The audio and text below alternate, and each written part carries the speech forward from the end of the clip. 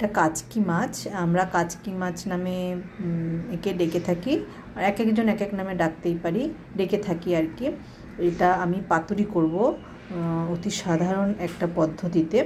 তার জন্য মাছটা খুব ভালো করে পরিষ্কার করে নিয়েছি, একটু নুন দিয়ে ধুয়ে নিয়েছি, আর নিয়েছি টমেটো মিডিয়াম সাইজের, একটু জিরে গুঁড়ো, একটুখানি হলুদ গুঁড়ো, একটু ধনে গুঁড়ো, অল্প একটুখানি লঙ্কা গুঁড়ো, আর দুটো কাঁচা লঙ্কা নিয়েছি। কাঁচা লঙ্কাটা খুব ঝাল, আর আমার মাছের পরিমাণটাও অনেক কম, দুটো কাঁচা লঙ্কায় হয়ে যাবে।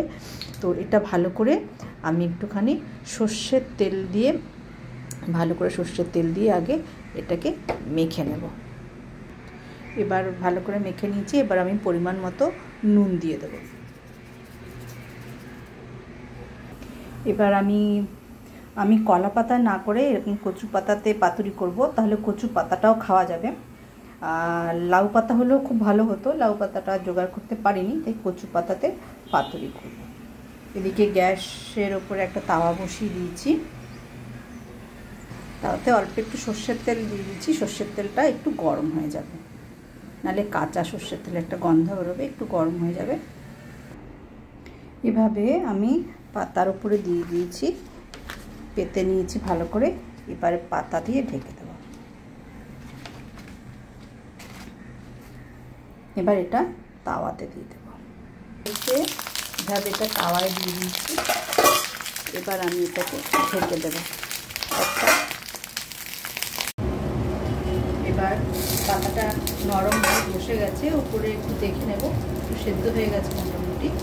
এবার পাতাটা একটু উল্টে দেবো এইভাবে।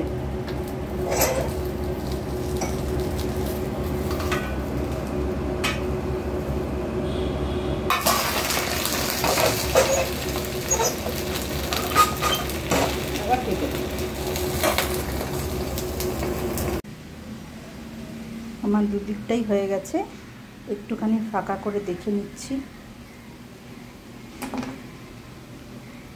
হয়ে গেছে আমার মাছ পাতুরি। এবার দেখে নিন, মাছটা খুব সুন্দর শুকনো শুকনো পাতুরি হয়ে গেছে। এটা যেহেতু কচু পাতা, এটা কচু পাতাটাও খাওয়া যাবে, আর কলা পাতা হলে খাওয়া যেত না। এটা বেশ সুন্দর একটা গন্ধ বেরিয়েছে, সেটা আপনাদের সঙ্গে শেয়ার করা গেল না, কিন্তু খুব ভালো লাগছে দেখতেও। Thank you watching, thank you so much.